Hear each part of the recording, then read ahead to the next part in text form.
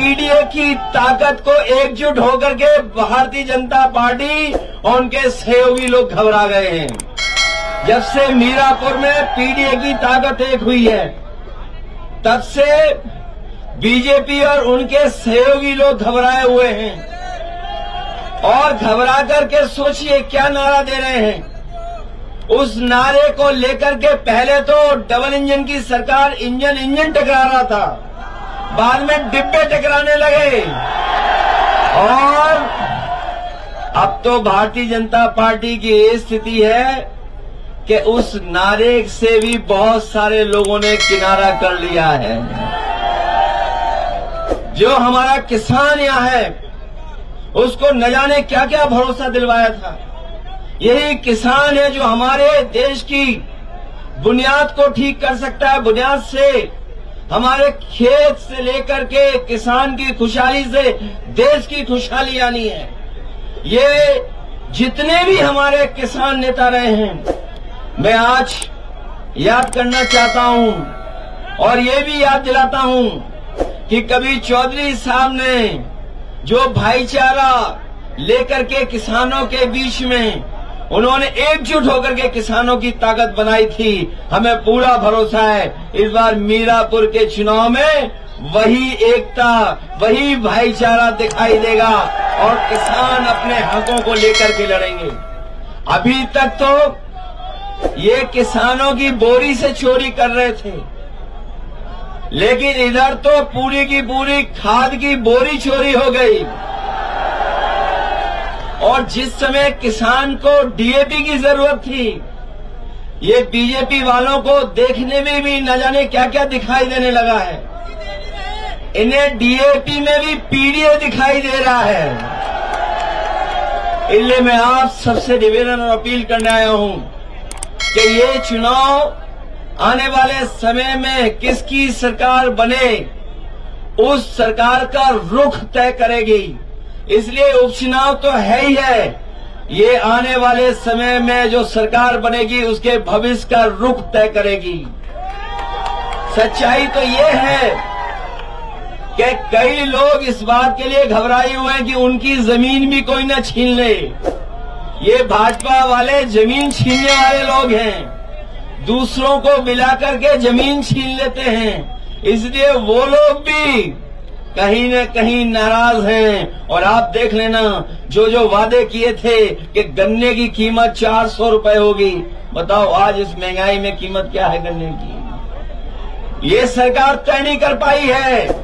खुशहाली तभी आएगी जब हमारे किसानों की गन्ने की कीमत ठीक होगी। मुझे याद है जब बिजली का सबसे पहले काम शुरू हुआ था कि हमारे किसानों की और शहर की, कस्बे की फीडर अलग करने का फैसला लिया हो। मुझे याद है समाजवादी सरकार में बिजली को पहुंचाने के लिए फीडर अलग कराने का काम अगर किसी ने किया था तो समाजवादी लोगों ने किया था। और अब तो बिल देना पड़ रहा है। जो लोग कह रहे थे किसानों की सिंचाई के लिए फ्री बिजली होगी, वो आपके घरों में बिजली का बिल पहुंचा रहे हैं। हम आपको भरोसा दिलाते हैं, न केवल बिजली ज्यादा देंगे, सस्ती देंगे, और 300 यूनिट भी जब भी सरकार बनेगी अपने गरीबों को मुफ्त दिलाने का काम करेंगे। इसलिए मदद करिए, क्योंकि 5 बजे के बाद हम लोग बोल भी नहीं सकते हैं। सच्चाई तो ये है कि अगर हम प्रतिशत के हिसाब से देखें, तो 100 में 100% समाजवादी पार्टी इंडिया गठबंधन जीत रहा है। और अगर गिनती के हिसाब से देखेंगे तो इस बार उपचुनाव में 9 की 9 सीटें इंडिया गठबंधन और समाजवादी पार्टी जीतने जा रहा है।